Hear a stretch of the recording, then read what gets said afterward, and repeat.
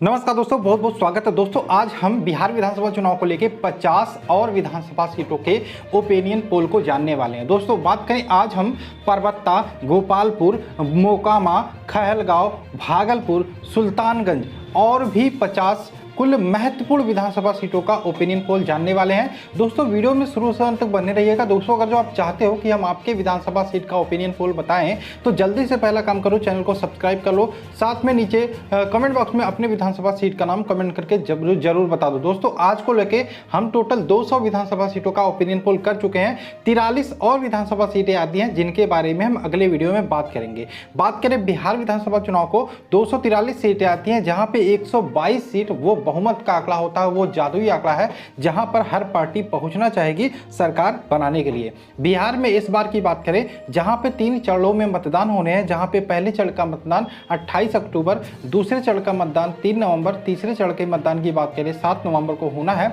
वहीं पे नतीजों की बात करें तो 10 नवंबर को नतीजे आने हैं। इस बार जो वोटिंग का समय है उसमें बड़ा बदलाव किया गया है। 6 से 7 बजे यानी कि सुबह 6 बजे से शाम को 7 बजे तक वोट डाले जाएंगे। एक बड़ी खबर और निकल के आ रही है, ये कहा जा रहा है कि इस बार बिहार में बीजेपी कुछ बड़ा कर सकती है, यानी कि जेडीयू से ज़्यादा सीटें बीजेपी जीत सकती है। क्योंकि आपको ये भी पता होगा कि बीजेपी जेडीयू से ज़्यादा सीटों पर बिहार में चुनाव लड़ रही है। हालांकि एलजेपी जो पहले एनडीए का हिस्सा थी वो अलग होकर चुनाव लड़ रही है और ये भी कहा जा रहा है इस बार एलजेपी भी अच्छी खासी बिहार में सीटें जीतने में कामयाब हो पाएगी। आपको पता होगा पिछले कुछ दिनों में जो घटनाएं हुई हैं एलजेपी पार्टी के साथ, एलजेपी के संस्थापक रहे रामविलास पासवान की मृत्यु के बाद सहानुभूति को लेकर बहुत सारे वोट यहां पे एलजेपी बटोर सकती है। तो चलिए ये देखते हैं क्या कहता है ओपिनियन को। लेकिन उससे पहले एक बड़ी खबर और निकल के आ रही है। प्रधानमंत्री नरेंद्र मोदी की बात करें, वो 23 अक्टूबर को गया से अपनी चुनाव सभा को संबोधित कर सकते हैं।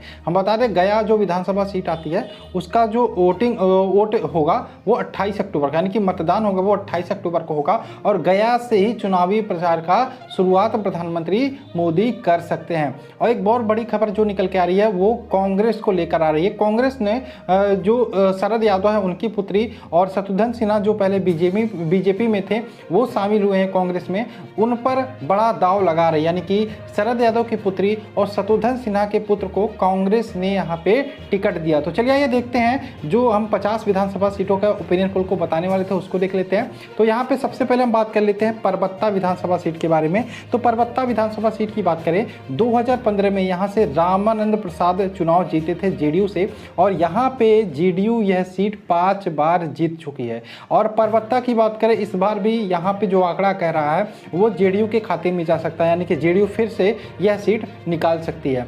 बीहपुर विधानसभा सीट की बात करें यहाँ पे आरजेडी का दबदबा है और आरजेडी यहाँ पे यह सीट निकाल रही है।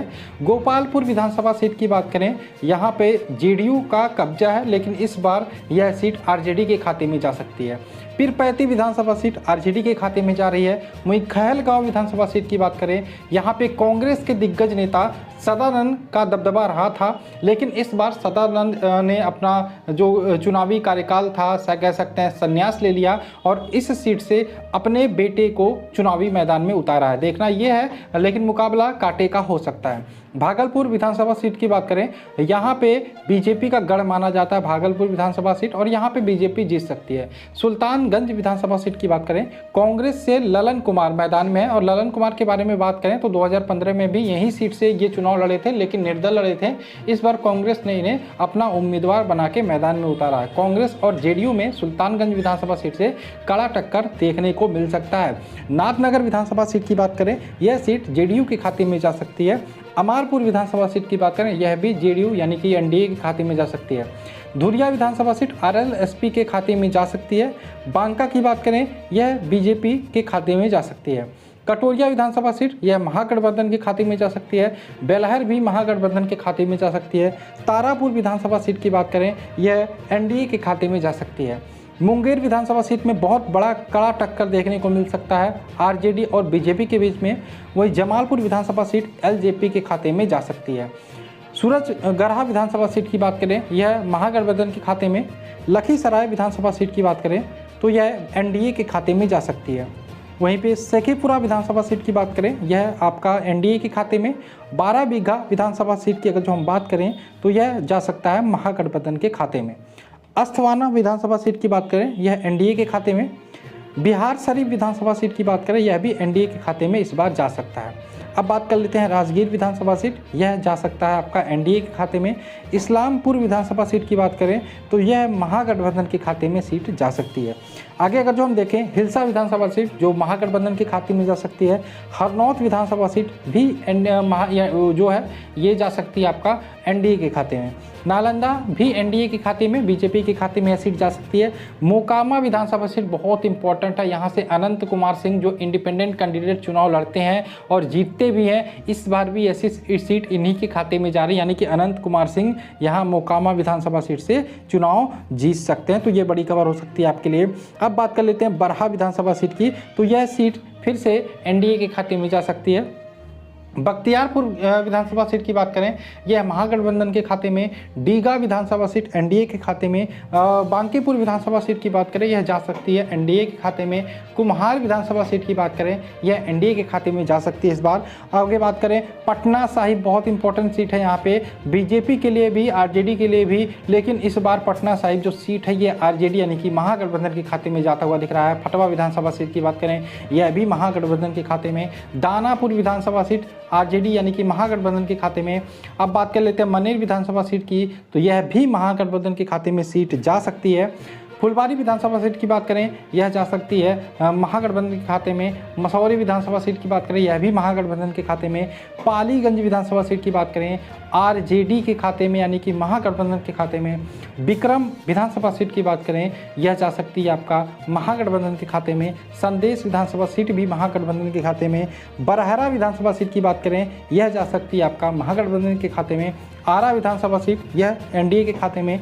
अगीगांव विधानसभा सीट जो है ये जा सकती है एनडीए के खाते में। तराड़ी जो विधानसभा सीट है यह जा सकती है महागठबंधन। जगदीशपुर यह भी महागठबंधन।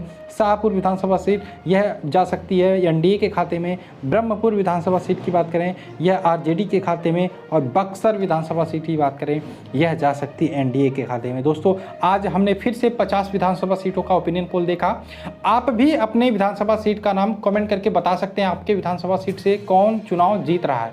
साथ में चैनल को सब्सक्राइब कर लीजिएगा। दोस्तों अगर जो हम बात करें आज जो हमने 50 विधानसभा सीटों का ओपिनियन पोल जाना, उसमें अगर जो हम कुल देखें तो जो महागठबंधन है उसके खाते में 24 सीटें जाती हुई दिख रही हैं।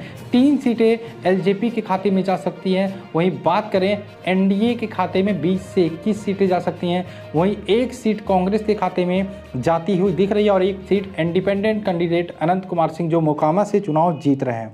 दोस्तों इसी प्रकार से आपको पल पल की अपडेट बिहार चुनाव से रिलेटेड मिलती रहेगी तथा 10 तारीख को आपको सबसे पहले यहीं पे नतीजे मिलने वाले हैं कि आपके विधानसभा सीट से कौन चुनाव में आगे है।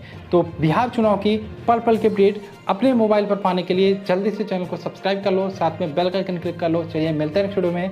जय हिंद दोस्तों, जय भारत।